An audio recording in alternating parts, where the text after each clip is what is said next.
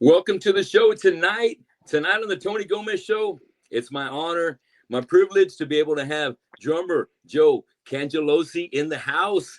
Of let me list them Thank you, off. We're brother. talking about Deathcorps, Whiplash, Massacre, Kreator, Broken Militia, Uncivil fucking War, and Rocket and Carnivore AD. Hopefully, I didn't miss anything or in any particular order, but Joe, thanks for being on the show tonight. How are you? Thanks, man. It's a pleasure, man. Great to meet you. And yeah, that's it's a nice intro. Thanks. Hey, my pleasure, bro. I've been, following you on Facebook, and man, you're so active, and you got such a great sense of humor, man. I love the stuff that you post. It always makes me laugh, and I like seeing you on your electric kit, keeping the Thanks, chops bro. alive. Yeah, I'm in an apartment, man. If I had my regular kid here, I think Homeland Security would be in here, man. But it works. Yeah, it works. Yeah, I'm always trying to play. Always trying to do things. Keep it moving, man. I love seeing you get active, and even before I was getting, following you a little closer. I was catching the videos of Carnivore live. I guess the footage for about maybe a year back in Germany. Yeah. And it really got my attention because I'm a huge Carnivore fan. Me too, man. And Me too. seeing the presence of your singer, because everybody wants to see a Peter Steele lookalike if you're doing Carnivore. Your guy pulls it off, man. Well, I gotta say, for Baron, yeah, what you see is what you get. Baron is really that guy. Like, he's not an impersonator. He's a guy that's just was a close friend, like we all were. We have very, pretty, close history with the band itself. Yeah. So, we grew up with them, and we grew up, we played stages together. In fact, we're all thanked on the Carnivore first record, Crumb Suckers, Sheer Terror, and Whiplash. And yes. Yeah, it's always been like in circles. We've always been in the same circles, and everybody loves Carnivore. How can you not? And it's been a total blast learning Louis' parts and trying to play them as well as I can, the way I can play them. Yeah. And the energy, and it feels like I'm being a kid again. It's great, and the people have been fantastic. We're not trying to be Carnivore. We're just trying to pay homage to our friends and stuff. And it's been fantastic, absolutely fantastic. It's such a thrill to be able to play music of somebody you look up to and enjoyed the music for so many years. Here in Corpus Christi, Texas, where I'm based out of, Joe, and I got a Pantera tribute band I sing for and an AC/DC tribute band I sing for. So I love fucking playing, other people's shit as much as I play my own original shit. But Carnivore, man, that's one I want to fucking stick. As much as I love Jesus Hitler because it's just so fucking insane, you can't play that shit live around. It's gonna. Well, check it out. Somebody. If you want to hear a little backstory about this is pretty outrageous. Go for it. Okay, so when I was in Whiplash in 1988, we were asked to go on a tour with Sodom. So it was a Sodom Whiplash tour. The reason why we were actually asked to do it is because Carnivore at the time, which were our label mates, and we also had the same manager together. So because of Jesus Hitler and that kind of stuff, they got banned from Germany, so they couldn't do that tour. So Roadrunner asked Whiplash to do that tour. So we did the tour. It was incredible. Yeah. And through that tour, I met Sodom. I met Frank Blackfire and Tom and Chris, and I kept in touch with Frank, and that's one of the main reasons why I wound up in Kreator in the 90s, because of that situation where Carnivore was banned from Germany. So 360, all these years later, now I'm going back to Germany playing Carnivore song, and I'm playing all those songs and stuff. But it's just so ironic how things happen, man. You never know. You just never know. No shit, right? Yeah, it's fucking wild. It's pretty wild. Wow. So it's like a 360. I started listening to Whiplash when they first came out with Power and Pain. Me too. And it fucking came with the heat. Loving Tony all that Scaglione, shit. baby. Tony Scaglione, I see you. That's my boy right there. Tony, big shout out to Tony Scaglione. Yes. Scaglione, man, doesn't get enough credit, man. That's my boy right there. Hell yeah. Okay, I got a little trivia. I always have to pull this out of the hat every single interview I do because it's mind blowing. I was very honored and fortunate to join Whiplash when Tony left to join Slayer. during the Rain and Blood tour, no less. Yeah. So I was scared shit. I went to the first show to watch Tony play, man, with Slayer. I was like, oh my god, Tony's playing with Slayer. This is amazing. Fuck yeah. But anyway, the crazy part is that when I reformed Whiplash in 2000s, somebody texted me. They said, Joe, I don't know if you know this crazy fact, but your last names are exactly the same. Scaglione and Cangelosi, if you switch the letters around, exactly spells our last names. So whoa. Okay, well, it gets deeper than that. So Tony's name is Anthony Joseph Scaglione. My name is Joseph Anthony Cangelosi. We have the same exact names.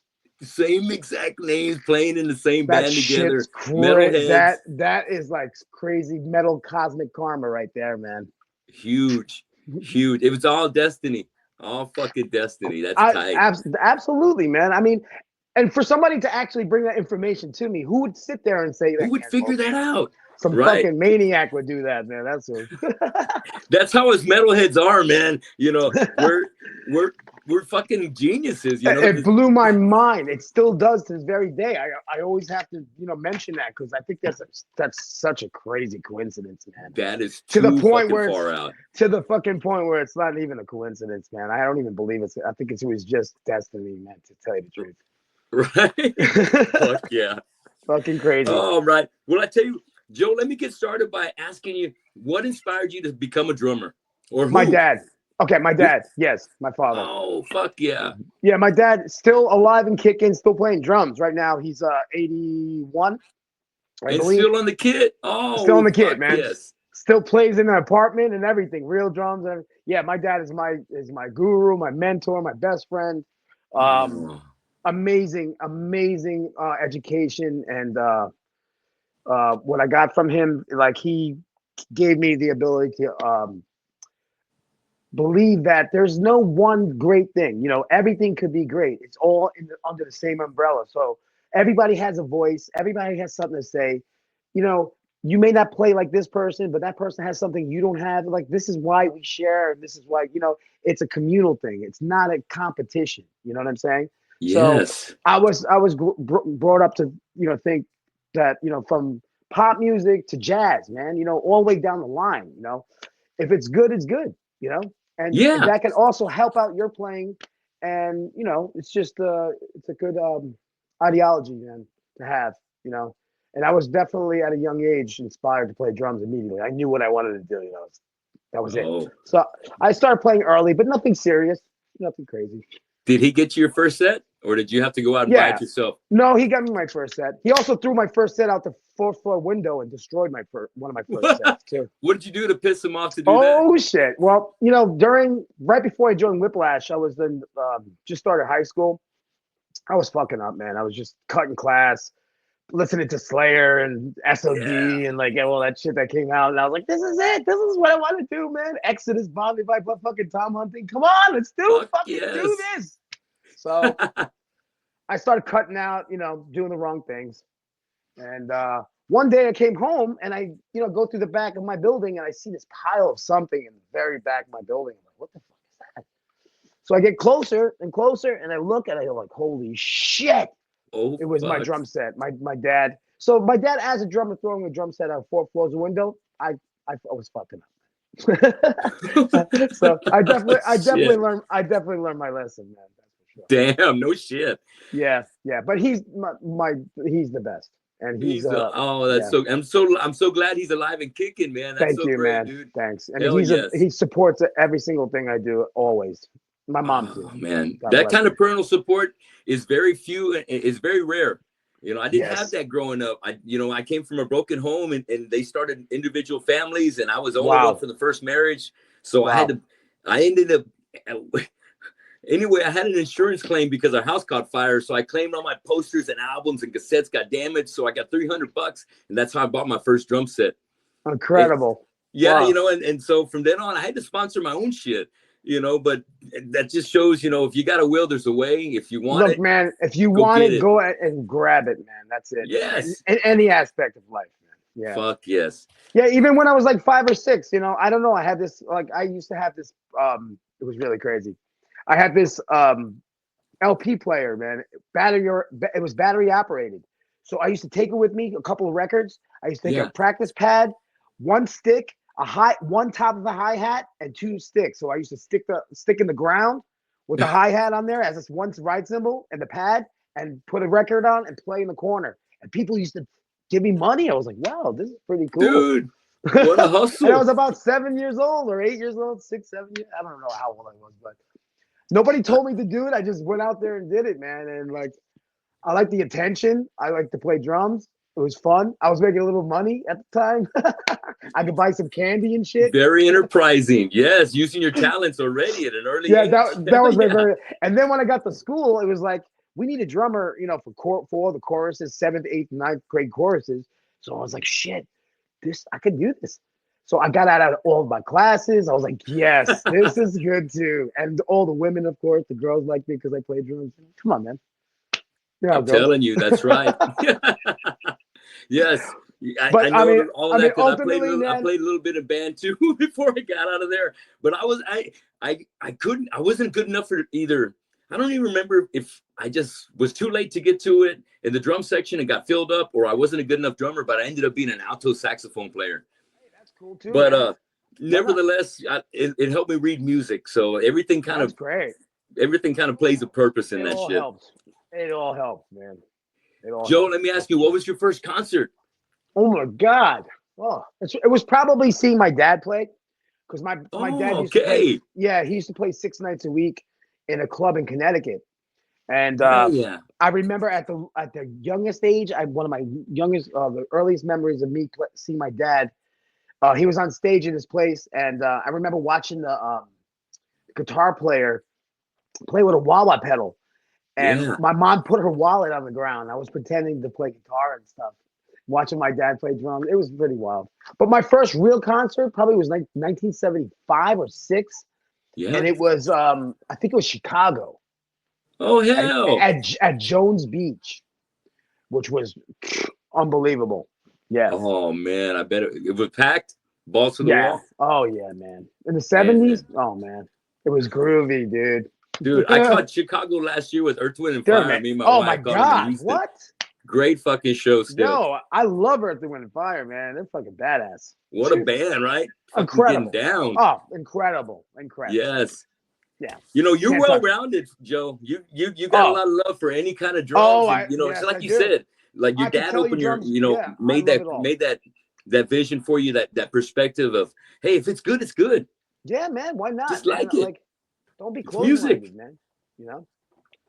I love that, Keep your mind open, man, because that's how you grow. You know, if you stop there, that's all you got. And that's cool too, man. If that's what you want to, be perfected at, great. Sure.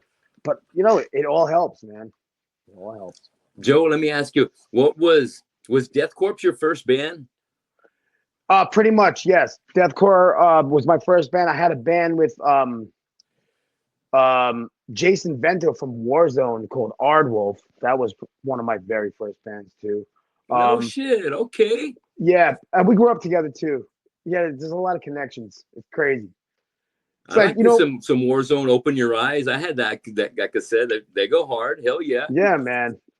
Yeah, but Deathcorps was my first real this is my this is gonna be the band.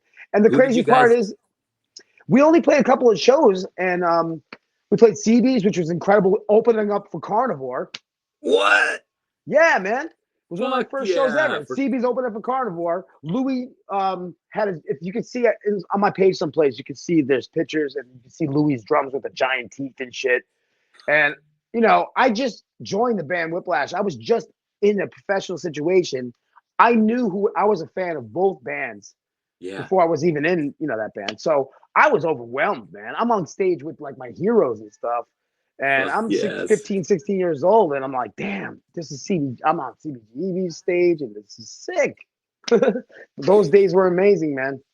They're very amazing days. So, but what happened was I only history right there. Yeah, you've been a part of all that. Shows. The second show I played was at Lemoore. The original bass player left. Rocks. Yeah, the original bass player left, and a bass player named Zowie, who was in Leeway. Leeway. Yeah, Circus of Power. Rest in peace, Eddie. Yes. So Zowie, the bass player, played with Deathcorps when my original guy left, and he knew Tony's. He knew the Tonys, and he knew that Tony Scaglione was going to leave. So he said, "Yeah, I know this really young drummer. I think he might work out for you guys." So that's how I got the connection with Whiplash. And fuck yeah. Yeah, I played Lamore. Tony Bono, God bless his soul, one of my best friends in the world. I love you, Tony. Tony came up to me, long curly hair down to his like half his waist. I was like, "Holy shit, Tony Bono." He goes, "You're Joe, right?" He goes, "Listen, would you like to try out for Whiplash?" And I was just stunned. I just looked at him like, "Oh shit." Oh fuck yes. That was one of my favorite bands at the time.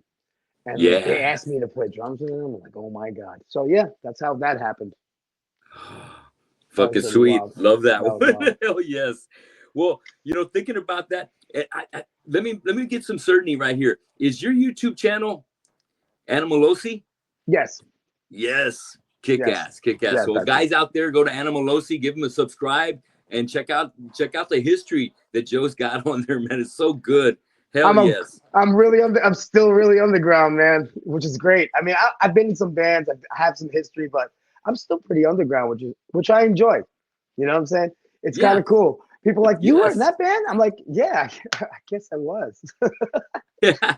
Yes, fuck yeah. You surprised a lot of people, especially when they start realizing, you know, all the different connections and the bands that how y'all are just all connected up there in that area. There's a lot of history. And there's some of the history is like some people never even like in terms of like Carnivore AD right now.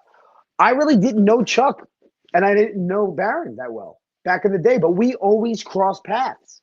I played shows with the Crumbsuckers, you know, Whiplash Crumbsuckers, but we must have, you know, we met and stuff, but we never really, and then who would know years later down the line we'd be playing in the band together. Yes. So let me ask you, you mentioned Crumbsuckers. Did you jam with them on Life of Dreams, or was it A Beast on My Back, or both? No, that's all Chuck stuff. That's, you know, my favorite. Oh, I get it. Yeah, Chuck was the guitar player for that band. Holy shit, Chuck. Yeah, Chuck Lenahan in Carnivore AD is the Crumbsucker guitar player. He's the, you know, one of the main dudes, man. He's amazing. God. I mean, like, you know, they got Propane, like branched off. Gary kicks ass. Those guys are fucking amazing. I love those guys. Yeah. And it's always amazing to play shows with them because they fucking kill. Yes. And it's an honor to play with those guys. Really. Oh, great. Hell yeah. Okay, let's see. So, Signs of Satan, Deathcorps, that back in '86, getting it out there, putting yourself on the map, loving that. Love the old school pictures of the band. That was really cool. Stumbling upon that. Oh, that's some old. Hey, we were back then. We were like a black metal, thrash metal, hardcore band, bro. We were like a real true crossover band, like real crossover, and that was '85. So, already, you know, Sign of Satan, fuck yeah. That was '85, man. But we were into Circle Jerks and fucking all our good hardcore shit, man, too. Like, you know, we weren't trying to portray just one. There was no one thing. Everybody got into these genres and subgenres, and then it becomes so fucking diced up that, you know, but I guess it's a natural, you know, way it was going to happen. But back then, we mashed it all up, man, you know, into one big thing, man. It was a lot of fun. And in fact, that band, we still are planning on getting, you know, all the original members are still here. And we're still all friends and stuff. And we had a reunion at one point before COVID. But we want to re-record a couple of those songs. And we have songs from back in the day that we want to record now that we still had that we never recorded. So I bet they would come out, produce awesome. To be continued on that, man. But for sure, I would love, that would be one of my dreams to finish that, because that was my first band. You know, I like to end that chapter, you know, the way it should have been ended. You know, right? And especially since everybody's still together and keeping in touch. Yeah, and who knows? Maybe play a couple shows. Yeah, man. Hell yeah. So you get the invite to jam with Whiplash. Next thing you know, how long is it before you're in the studio getting ready to do Ticket to Mayhem? Not that long, man. Maybe about 5 months, 6 months, 5 months, something like that. Do a lot of touring before that with the guys? A lot of local shows and stuff, but Midwest, Canada. Yeah, we did, you know, vans, mustard sandwiches, sleeping in vans, man, hard, you know, like real rough stuff, man. But just for the love, you know, as usual, for the love of what we do. So it never mattered.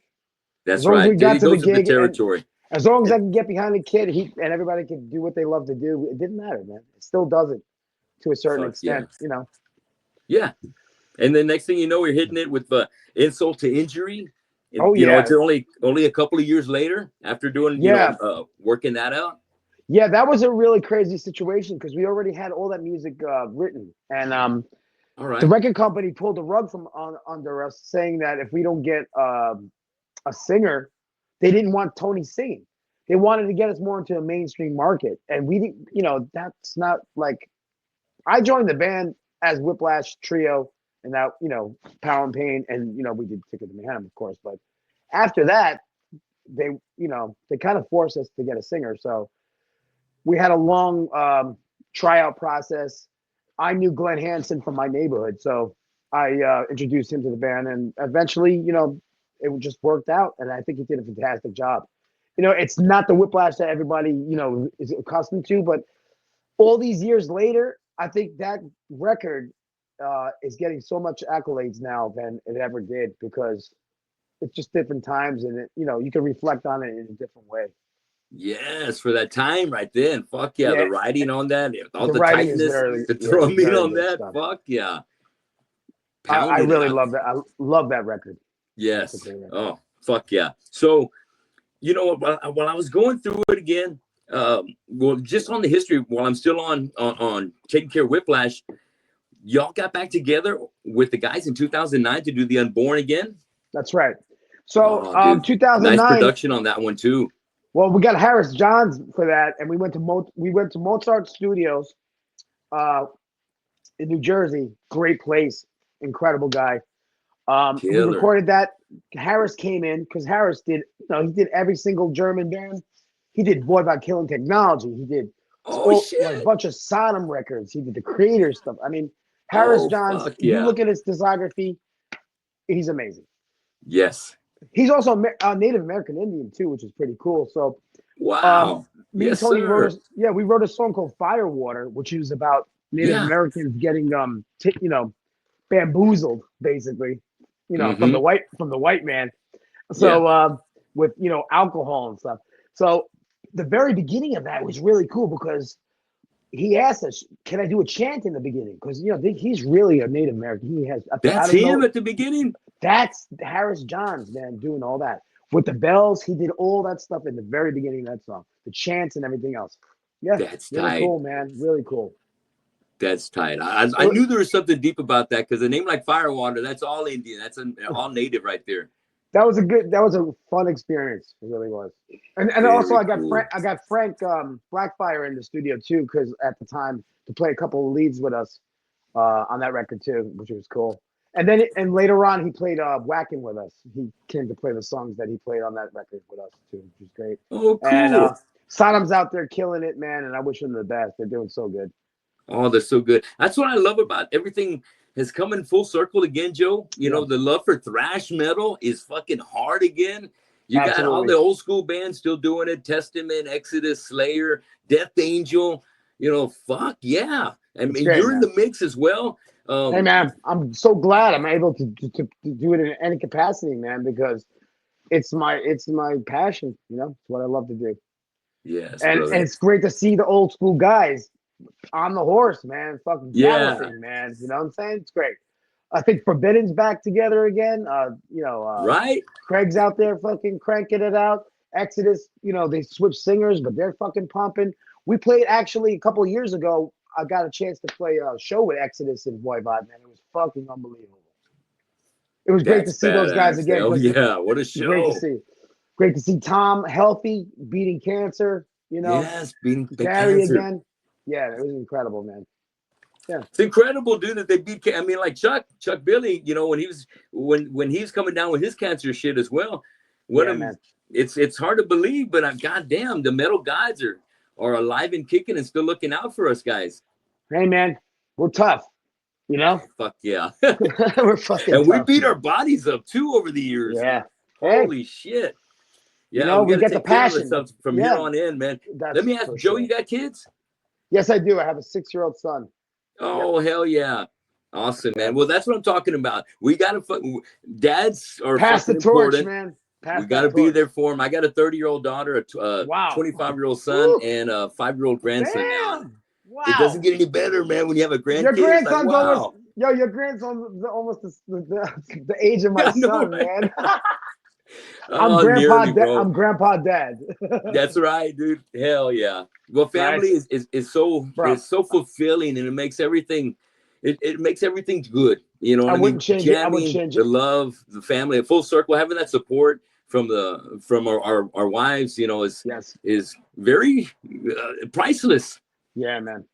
And to have a little like you made this human being, you know what I mean? Just like wow. That just with the miracle of life is just amazing. Yes. Oh, so blessed, so blessed. That's your Absolutely. legacy right there. And It is, man. it's going to be amazing to see what he does in the future. Let's see if he might. Who knows what he'll do? Yeah, You know, like I have a brother. He didn't go. You know, he was there before I was. He didn't pick drums, so you never know. I'm not that's forcing right. him to do I know anything. exactly what you mean. As If much you as I do gravitate around here towards with it, music, my two kids love music, but they just didn't get into actually playing anything. hey, whatever, man. You know, Right. you can't force Whatever floats people. their boat, whatever they're That's happy right. for.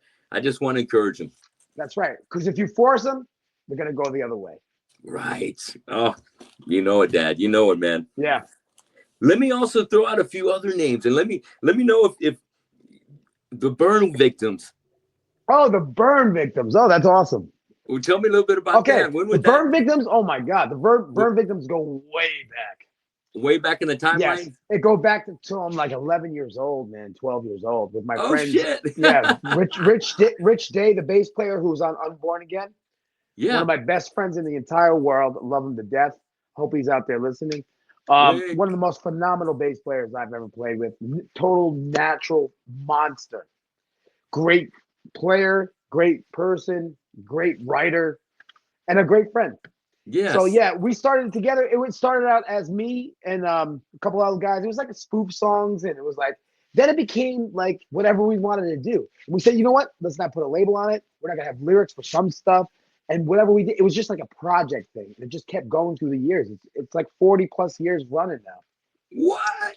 And every so Damn. often, we'll like I think last year or 2 years ago, we already did like 2 new songs. You know, Rich sent me some stuff. Badass. I sang on it, and we threw it together and it's just something to do to have fun. You know, we never played live with it, but it's just a fun project thing that it could be anything. It could be hardcore, it could be thrash, it could be fusion, it could be anything, man. Yes. And it's just for our own enjoyment. And if people like it, that's great. More power to us, man, to Yeah. enjoy that. Hell yeah. Yeah, it's just a fun creative project, basically. Cool. All right. All right. What about cerebral hemorrhage? Oh, Cerebral Hemorrhage is incredible. Side band of Whiplash that I inherited with the Whiplash seat. So the Okay. Power and Pain, um, they did Power and Pain, Scaglione, you know, Bono and Patero, and then they had a side band, Cerebral Hemorrhage, with another guitar player, and Tony Patero was also involved in some. He did leads, he sang backgrounds and stuff. So there's two demos. The first demo is with Scaglione, the second demo is with me, and Oh, they're okay. both killer demos, man. I love that first demo, man. You got to check it out. It's out there someplace. And the Oh, second one is dude. too. The one I did was called Multiple Trauma, Multiple but trauma. Okay. it's all fun, hardcore. Like we had songs like Beer God and like I Don't Give a Fuck and Yeah. Fuck yeah. just free stuff, man. Just having fun and kids just being kids, having fun, playing fast. I love it. Exactly. All for You the know, moment. Just eating yeah, it up. simple, hooky, fast stuff, man. You know, Yeah. something like SOD-ish type stuff, people that we were influenced in. Yes. But yeah, What good stuff. about how about Moondog? Oh, Moondog. Wow. Moondog happened after I returned home from the Kreator gig when I returned to the Okay. States because I lived there for a bunch of years.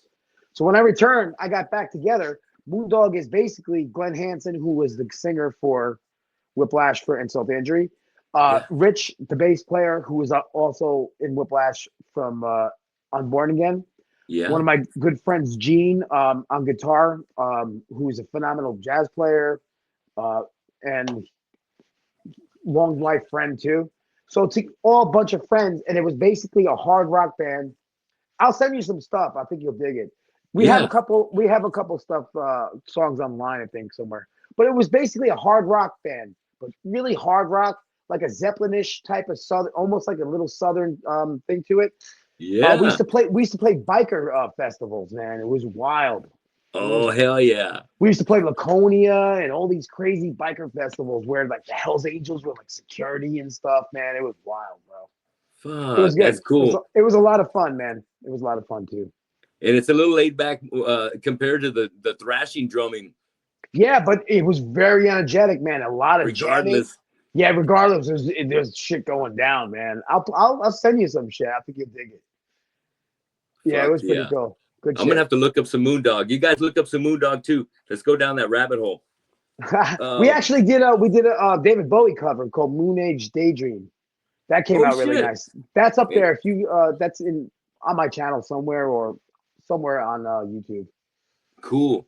And remember that channel is Animalosi. Animalosi. Right, subscribe and like to that. Check that out. Nobody knows my channel, man. Let me know a little bit about Eliminate. I caught a little word about Eliminate, and I heard that you got a guitar player in there named Henry Elizondo. Man, this is crazy stuff. Okay, Eliminate. Oh, he's from my hometown. Oh yeah. Okay, so Eliminate happened in 2000, I believe, 14. I get a call from a guy named Scott Owen, which is my good friend now. I mean, once I met him, we just clicked. We were like, yeah. This guy's my kind of people. So he called me up. He says, "Hey man, my name is Scott. I got your number from the guy from Overkill, the drummer from Overkill, Sid Falk." So Sid was on Horoscope, and he was in Overkill for those after Rat. I think 89. Yeah. Okay. And I met him through one of the tours we did in Europe with Kreator, because it was in the United States. He was a tour manager for a band called Screw. Yes. Adam Grossman. I know Adam. Yeah, Adam is awesome, man. And Bobby Gustafson was in Screw at the time too. So okay, all right. It was a crazy thing. Yeah. So where was I going with this? So that is how I knew him. So Scott basically called me and said, I asked Sid to play drums, but he said he couldn't do it, but he recommended me. So that's why I got the call from Scott. Scott said, we got this band called Eliminate. It's got Don Doty from Dark Angel singing, Henry playing guitar, and Johnny Signorelli on bass. And I said, yeah, man. It was pretty hard, man. I saw your I was able to enjoy your drum cam video. Oh, crazy. Well, see, I had to play all that Dark Angel shit, man. I grew up with this stuff. That's right on your alley. And I never played it. I had to learn all that stuff, man. And I love Gene kicks ass, man. What could you say? So it was an honor. It was fun. It was a short-lived run. It happened in 2014 and 2015, and then that was it. And then we spun off, and I said, Scott, why don't we do something on the side? Let's try to do something ourselves. And that's where Uncivil War came from. Oh, and beautiful. Uncivil War was nothing but remote. So it was all remote stuff. We were never in a room together recording anything. And we did that EP that's on Spotify right now. And we actually have unfinished songs that are way better than that. Hopefully one day we'll finish that and put that up there too. Yeah. So I heard, was a good experience. I took a little note over here because if it's a bad jam, regardless of consequence, and then hell yeah, Sin, Civil War. So you got those 3 songs. That's what you had in that first release. Sin Sin with the guitar intro. That's a heavy one. Yeah. Yes. Hell yeah. And we have guitar intros, man. You know what I mean? Me too. That's something from our old school past, a classic. Oh, I love that. I love that so much. It reminds me, gives me that Exodus vibe, man. No love, stuff like that. Yes. Good old Gary Holt. Fuck yeah, of all songs to bring up, that's such a banger. Oh God, I love that. Fuck yeah. Well, actually, man, that's my favorite. I'll put it on the record right here, right now. That Tom Hunting is my favorite thrash drum of all time. Ooh, and a lefty, right? Doesn't matter. I know, right? He's just beautiful, Oh man, man. I He caught plays so nice. because I caught him on Pleasures of the Flesh. They were on tour with Celtic Frost, Into the Pandemonium. I was there, man. I was You caught that actually, that's tour? the first time I ever met Gary Holt and Exodus. They came to our rehearsal. Gary came to our rehearsal in Passaic. They were Yeah. playing the Capitol Theater with Celtic Frost, Anthrax, and them. Oh I shit. yeah, I went backstage, partied like hell with those guys. Met them for the first time. Met my hero. Yes. A month later, my record came out and their record came out. We crashed the Pleasures of the Flesh album release party in CBGB's canteen, and we went to the Roadrunner office and brought like 50 of our records, and we were handing our records out, Oh trading fuck records. yeah. I traded my record with Tom. I'll never forget it. I saw Tom like a Oh. month later at the Ritz. He came up to me. I'm a little kid, man. I'm looking up to these guys. Tom goes, bro, great fucking job on Ticket to Man. I love what you do there, man. I remember giving him a hug and I felt like, oh my God, that's validation. I'm in the club now. You know what I'm Yes. saying? So Oh those things I'll man. never ever forget, man. And also, I remember finally, I toured with Dave Lombardo when I was in Kreator, and that was another amazing, like, wow moment. You know what I'm saying? Hell yeah, with Lombardo. Yeah. Yes. And Lombardo was opening up for me, and I'm like, come on, you gotta be fucking kidding me. It just so happened to be, but man, Grip was incredible. Valdemar and Jason, man, he's an exhorter. Those guys are Oh awesome, yeah. man. Awesome. Yeah, Heavy great duty. stuff. God damn. Heavy Yeah, hitters right man. there. No doubt, no doubt. Big time. Oh hell yeah. Okay, so we're getting to some Eliminate Love, and that song from Eliminate that you had in the drum cam, was that called Black Communion? No, actually, I think it might have. I don't know which one. There's a couple of those. No, that was the name of the. I think Black Media was the name of the. It came on at the end of the video. That's why I didn't know if it was Yeah, it maybe was the. probably. Yeah, I think it was the company that did it or something, Oh, or yeah. okay. All right. But they were all like, they might have been most likely all Dark Angel covers, except Okay. for we had one original song. I don't even remember the name of it. All right. But heavy dude. Yeah, You it was guys cool, you man. sounded tight, dude. Hell yeah. Thanks, man. Thank you. Fuck yes. All right. So okay, you already kind of hit it out how you got in there with Kreator by way of your connection with Sodom right there. Right. But and I love that fucking Cause for Conflict, dude. Thank Oh, you, that man. was great. Got some Thank good shit going on right there. But what caused you to leave after a few years? Well, honestly, the music, I wanted to bring that to a really high point of thrash. I wanted to bring Kreator back to the real fast, Yeah. They were experimenting a lot. As you could see, the album before was Renewal, which was an experimental record, not too much fast stuff, And then we did, then I joined the band and we did, Cause of Conflict, which was like, let's just destroy shit. Let's like, Yes. let's inject that with like serious adrenaline, Fuck So yeah. I wanted to keep setting the bar higher and higher, man. But unfortunately, the material that was being presented at the time after that was completely the opposite of what we just achieved. So I felt that we were undermining the entire, trajectory of where we were going. Sure. Because you know what I'm saying? So yeah, artistically, I don't care what band I'm in, bro. I don't care if it's Kreator or I don't care what it is, man. It's not about the stature or whatever the cat. If I'm not happy doing what I'm doing, I'm out. I'm out. Yeah. I chose to leave the band. And Got it. I have no hard feelings in it. At the time I did because it was a little misconstrued because it was said that I was fired, which was definitely not the case. So, that took about 18 years to clear up. Shit. Yeah. So, everything's good, man. Like, I love those guys. I wish them well. I have no hard feelings against anybody. I treasure those times we had together. I'm glad we got some of that stuff, documented in history. Yeah. And fuck yeah. Hey, man, what can I say? It was a good chapter in your life right there. No doubt, man. No doubt. So tell me, how did things work out with you getting into Massacre? Oh, Massacre was crazy. After Whiplash broke up in the end of '89, Tony just didn't want to continue anymore. So we just said, "All right, what are you gonna do, man? That's the guy who founded the band.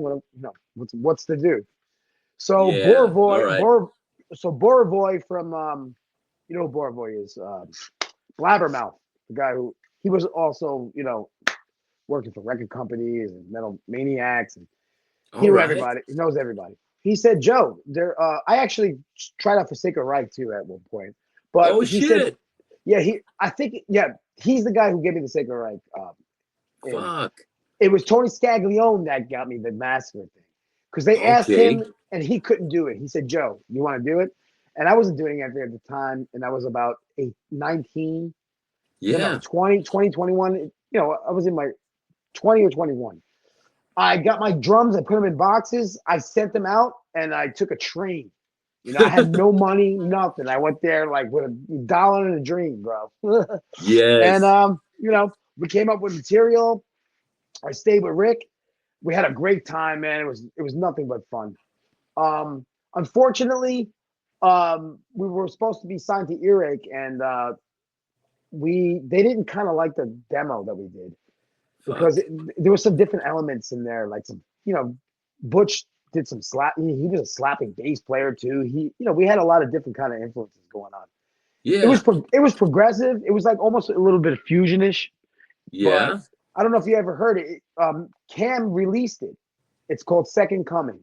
No, I hadn't heard it, but yeah, It's out Second there. Coming. Yeah, check it out. It's out there. Unfortunately, I Okay. have the good copy of it, man. I have a copy that's like, not sixth generation with all this reverb on it. But maybe one day that'll see the light of day, because the original demo, it was never supposed to be released. It's not perfect, but man, the Yeah. music is really killer, bro. It really is. It was good. It was different for the time. It's different for any time. Check it out. It's Yeah. different. Hell yeah. Well, maybe So you can put it up on the yeah, on your YouTube channel. yeah, absolutely. It was put Yes. out there by Cam, but he never ever he never asked anybody to put it out. So it should have Oh. been done the right way. Yeah. Anyway, it Well, doesn't matter. At least see the light of day. People know, it's part of the history. It was done. absolutely. Well, let's get to Uncivil War, man. So, did that start up 2015, 2000, around that time? Yeah, because after the Eliminate thing, we just figured out this band is not going to, there was some internal things that just didn't make sense. And who were the other two band members? Well, at the time, the second run, Henry left, and No, I we mean got in Uncivil War. on Civil War. It was Mhm. just Rich Day, my friend Rich Day. Oh, Rich. Patrick, and we got the singer Patrick Lynn, which was in Morbid Saint. Morbid Sane. Okay. Yeah, he's the singer on that stuff. He's got great chops. He's awesome. Yeah. Patrick's awesome. Yeah, He's awesome. I like the awesome. flavors you got there in Uncivil Man, War. You got some I good would have thrash loved right to there. I would have loved to play some live gigs with that band. That's a good band. Did you ever get a chance to? No, up there? never happened, Damn. man. All right. We never even were in the same room together, bro. And that's before COVID hit. Yeah, and when COVID hit, we already recorded more stuff, and the Yeah. stuff that we recorded, I'm telling you, it will be released. We You did got something where it's an intro and it's a whole song, but it was all based on the COVID situation. And I don't want to reveal shit. too much, but it's really good, man. Yeah. All right. Cool. I don't like to get political because I really, everybody comes from different backgrounds, and because Whatever, man. their Look, experiences and everything, it doesn't matter. To it me, don't matter. that shit don't matter. When it comes to metal, I just Look, want it to be metal. That's it, man. Yes. Don't push your politics on me, man. Fuck yeah. And look, right? if you have opposite, views as me, I respect you, man, for Right. believing what you believe in. That's the problem we're having now. Nobody could agree to disagree anymore, and that's the problem we're having. Yeah, it's my way or the highway, right? Right. It's a lack of respect. That's right. That's right. Because when you can't respect another point of view to give it some kind of consideration, you can't have a conversation. You can't have a conversation. Right. There's no conversation. Then it's just my point or my point. That's it. Right. And dead air in between. So well, less politics and more mosh pits, right? Absolutely, bro. Fuck yes. Absolutely. All right. So how did things come about with you getting into the Carnivore gig? Oh yeah, that was crazy. Well, actually, it came about Speezy Christian Giesler, from the bass player from Kreator, when I played in the band, and he's in bonded now. He gave me he called me. He said, "Listen, man," he said, "this band Carnivore AD, they're looking for a drummer, man. Join this band. What is wrong with you?" I was like, "Who the fuck is Carnivore AD?" I had no idea, man. No clue. I thought it was like a one-off band that just like, Yeah, because you didn't think Carnivore would come back, right? No, I had no idea Peter. about it. Of course, right? I was like, and then I saw a video quick, and I was like, "Who the hell is that guy? Man? He's trying to be Pete, man. This is ridiculous." But right, I realized later that it wasn't what I thought it was, and like, it's a real, honorable, respectful situation, and it's not it's not a mockery of it. It's not trying to be that. It's just it's an uncanny situation with Baron. Like, he has the presence. He has that presence. He does the job incredible. He's great at what he does, and Chuck is phenomenal at what he does, and it works. Once we got together, man, the band is just getting better and better. Yes. So did y'all meet up there? So basically, me and Baron live in Brooklyn, and Chuck lives in Maine. So right.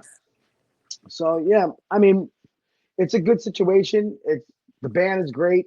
Once it just keeps getting better and better, and like the response has been great. Have you got anything booked coming up for you guys? Oh yes, yeah. We got the summer coming up. We got July and August. Oh shit!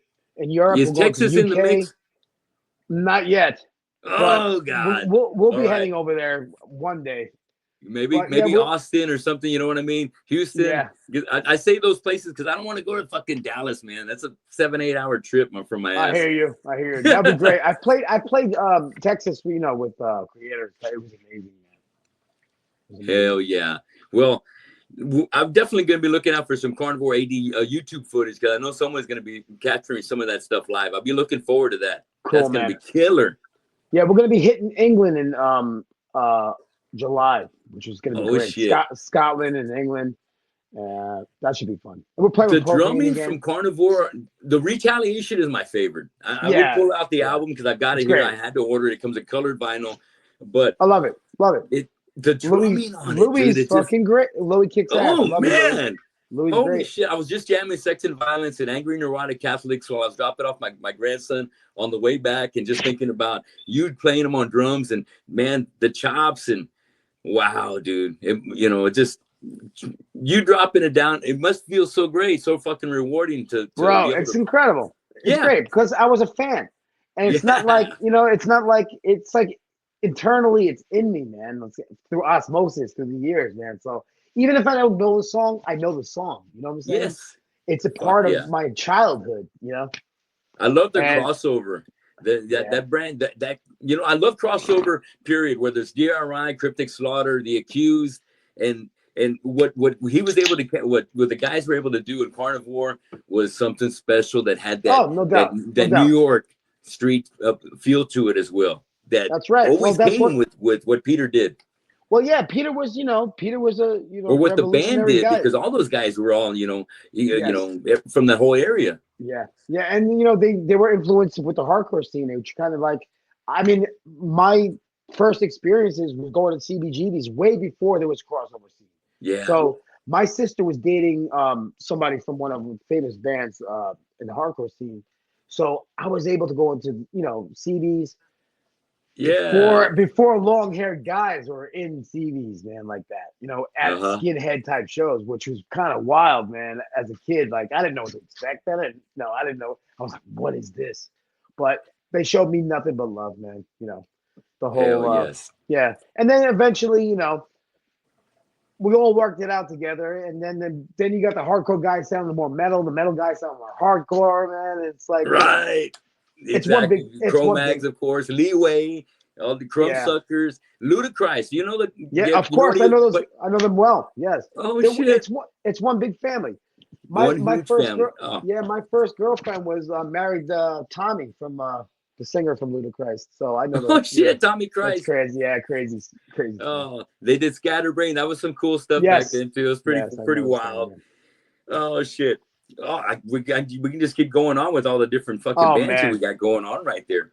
The beauty of it is that what's your favorite song to play on the Carnivore set? Oh shit! Inner Conflict. Ooh, Inner Conflict. Inner Conflict is outrageous, and especially the midsection, because the midsection is a different time signature. I feel it. I play it. But one time I actually texted Louis. I said, Louis, what the fuck is going on in that middle section? Like, it's like a mathematical equation, man. It's really bizarre. Like, I can't even explain it to you. I would have to actually, count it out and figure it out. But I don't have to because I can feel it. I know what it is. Yes. But what they did there, I would never come up with that, man. That's why you always have to remember that everybody has something to offer. When I hear Louis' parts, I think of like, wow, how beautifully original that is. You know what I'm saying? Yeah. Like, I would never think about playing that at that place at that time. And that's the beauty of the whole thing too. So I want to try to play tribute to what he done, has done, but in my way. You know what I'm saying? Yes. Without deviating and making it something different. Oh, and I can't wait to see some more of you doing that. What do you got going on right now, Joe? Is there a band presently that you got in the works? No, actually, right now this is some downtime, which is well needed. Sure. Yeah. Well, cool. No, actually, nothing's going on right now, which is kind of good, man, for a change. Life is happening right now. Enjoy it while you can, because something's going to happen. Oh yeah. I mean, we got the summer. We got stuff after that going to happen, and regardless. And there's some That's like you mentioned. The summer's coming up. You're going overseas.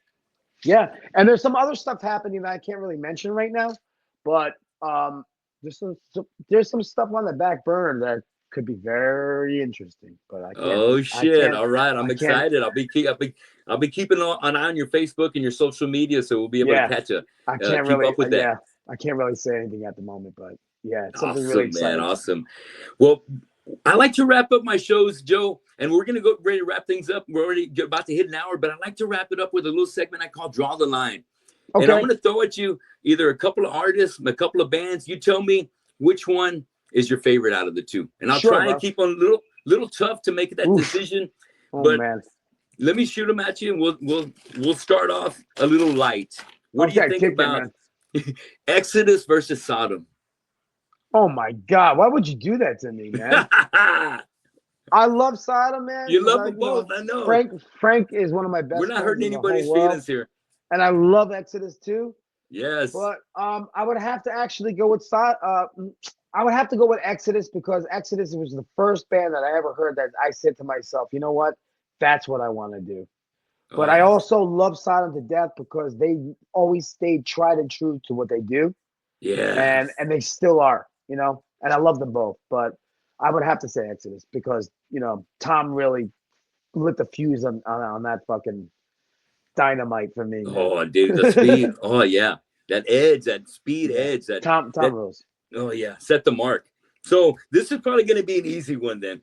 Kill 'Em All versus Bonded by Blood. Bonded by Blood, man. Okay, real quick. All right. No doubt. You set that straight with me earlier. I love put that in there. I mean, I want to scratch that off because, hey. No disrespect to Kill 'Em All, but my God, that's a classic too. But of course. But like you mentioned, No Love, A Lesson in Violence. Come on. Strike of the Beast. Strike of the fucking Beast? Are you kidding me? Are you fucking kidding me? It doesn't. No. That's got to be one of the best. Fuck yes. Love Strike of the Beast has got to be one of the best thrash songs ever written, man. Right. Fuck as far as I'm concerned. Yes. Oh, I like Chemical Warfare from Slayer is also one of my favorites. Ooh, yes. Oh. And At Dawn Their Sleep. At Dawn Their Sleep. That's my favorite. Yes, that opener. That's great. It's great. Oh, okay. Hey, yeah. Speaking of, you auditioned for Slayer, right? Right before Dave jumped back into the band, right? No, it wasn't me. It was Scaglione. Oh, it was Scaglione? It was Scaglione. I thought maybe it was in a different time. I thought I might have came across a note like in 2002 or something. Never did it. Okay. All right. Would have been interesting, man. I think I could have pulled that gig off. I think you could have. Hell yeah. I know you could have. Fuck yeah. You were in the mix. You write that shit. There's some great drummers out there, man. Absolutely. You would have had that job. Okay. Next one. DRI. Dirty Rotten Imbeciles versus Cryptic Slaughter. DRI all the way. Yes. I mean, Griffith Suarez. We're talking about Felix all day. Felix Oh, Griffith, man, man. come I on, love man. that crossover. Oh, come on, man. How could you be Right? couch slouch, fucking nursing home blues, fucking Explorer, yes, all that good so shit. good. It's so good. Yes. Dirt and Run Next. Dirt and Run LP has got to be the best. So, Oh, I mean, killer. dealing with it was great, produced and everything, but Dirt and Run LP, man, can't beat it. That's the shit. Exactly. I don't know how many songs you're able to squeeze in like 15, 20 minutes. Fucking Hell beautiful. yeah. Awesome. Beautiful. Okay. Best band with Chris Contos on drums. Machine Head or Forbidden? I got to go for Forbidden. Forbidden. Hey, yeah. Those chops are hard in Forbidden, dude. Yeah, he man. did some great shit. And yeah, man. Burn My Eyes, but yeah. Forbidden, dude. They brought up the chops, man. Yeah, man. I mean, both bands, they made a mark. But Forbidden for me is more closer to what I like. I get it. Hell yes. Okay. Just a few more right here. Next one. Sacred Reich versus Sepultura. Oh shit. That's fucking rough. Did you go to that show? Remember that? I think that was New Titans on the block. No, I missed that one, man. Thick of It On. Fudge Tunnel opened up for those That's guys. crazy. That was a good one. That was on The American Way and Arise. Oh, that it's funny because when I tried out for Sacred Reich, that's the record I had tried out for. It was American Oh shit! Way, man. Yeah, badass. And little side note, I'm a fucking animal, fucking maniac, and like, especially at that time, I played everything so fucking fast, bro. So yeah. I was playing their material too fast, and unfortunately, Phil had a fucking almost asthma attack during the rehearsal. Trying to keep up.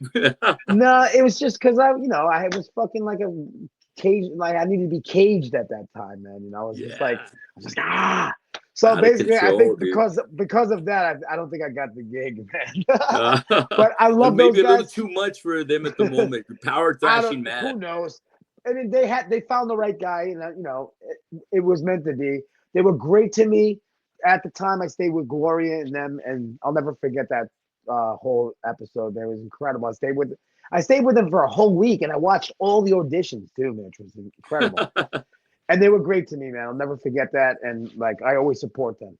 Always. Very cool. Love it. Love some Sacred Reich. Next, Testament versus Death Angel. Oh shit! You're really messing me up, man. I'm gonna have to go Death Angel, man. Oh shit! There you go. Yeah. I'm gonna have to go get Death Angel because Death Angel, they just got a certain vibe, man. I mean, I love, Testament is killer too, but yeah, I would have to say Death Angel. Very tight, very tight. Okay, last one for the night. Oh boy, Two Drum Gods, Gene Hoglan versus Dave Lombardo. Come on, man.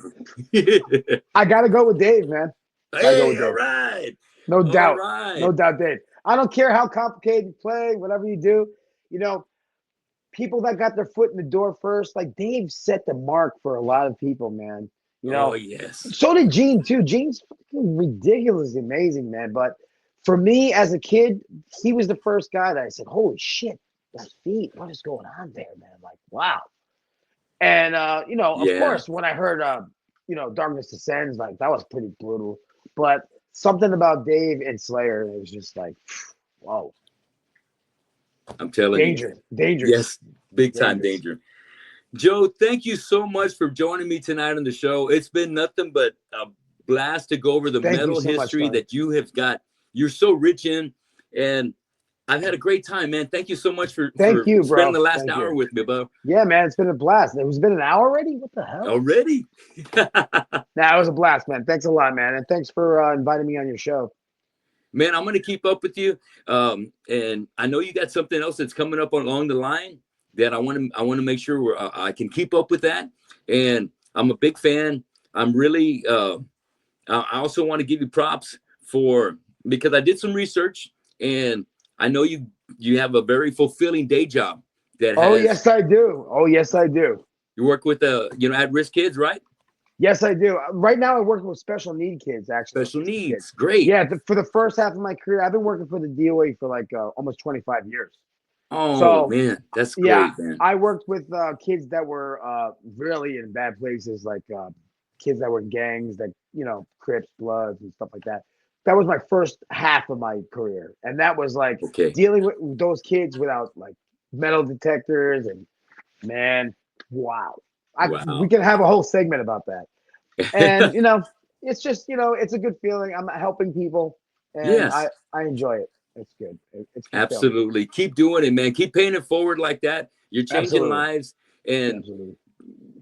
we need more folks to be able to volunteer. And even if they, you've got it as a profession, but some of us, can just volunteer themselves to their friends and just lend an ear and be there when they need somebody.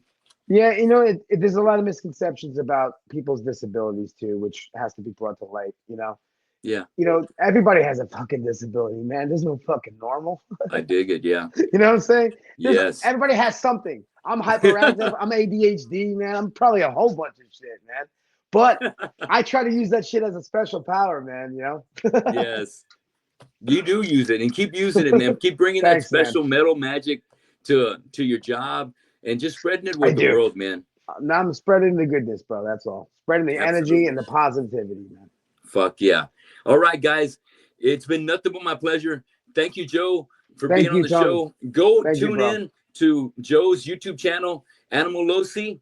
Give him a like and follow him on his social medias on Facebook and Instagram, and keep up. And in England, London, get ready. Carnivore AD is going to go kick your ass. We're coming. Fuck yeah, get ready for some fucking angry, neurotic Catholic going at it, and some race war going down, and inner conflict hitting the fucking stage big time. That's right. Joe, keep it live. Keep killing it on the kit, and I'll be in touch. Great to meet you, man, and thank you so much for everything. It's an honor. Take care, guys. See you next time on the show. And Joe, take it easy, brother. Take care, bro. Later. All the best. All the best. Thank you, bro. You too. All the best.